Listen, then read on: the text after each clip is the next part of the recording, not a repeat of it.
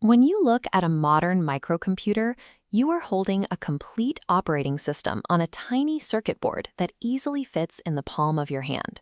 With a few simple lines of custom software, you can instruct this little piece of hardware to run complex projects or pilot a smart drone right out of your hand.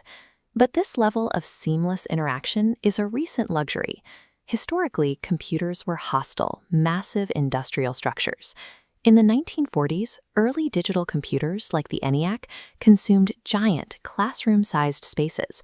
The hardware alone weighed more than 27 tons, required specialized infrastructure to operate, and cost an absolute fortune to build. Getting the machine to execute a task was an exhausting, full-body physical endeavor that demanded a small army of engineers. Instead of typing on a keyboard or dragging blocks of code, these teams had to manually drag large cables across the room and flip hundreds of heavy switches just to solve one single math problem. To become genuinely useful for everyday society, computing faced a strict physical ultimatum.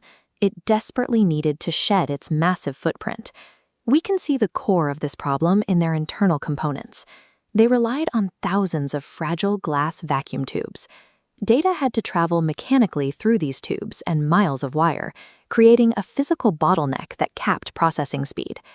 Breaking past that speed limit required scientists to invent a completely non-mechanical way to process data. The solution arrived in the form of a tiny square, the solid silicon microchip. This sparked a deliberate scientific process called miniaturization, the continuous effort to manufacture technological components at a smaller and smaller physical scale.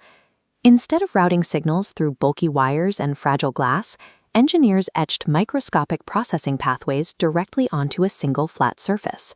This physical compression triggered a cascade effect. The hardware required to run calculations began halving in physical volume year after year.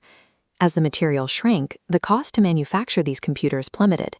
And because electricity had a much shorter distance to travel between these microscopic components, the overall processing speeds of the machines drastically accelerated. By the 1980s, the computing power that once required an entire specialized facility could finally fit on a school desk. By shrinking the hardware, engineers took computing out of the hands of exclusive government laboratories and turned it into an accessible, personal tool. But that bulky desktop computer was only a temporary stop on the timeline of miniaturization.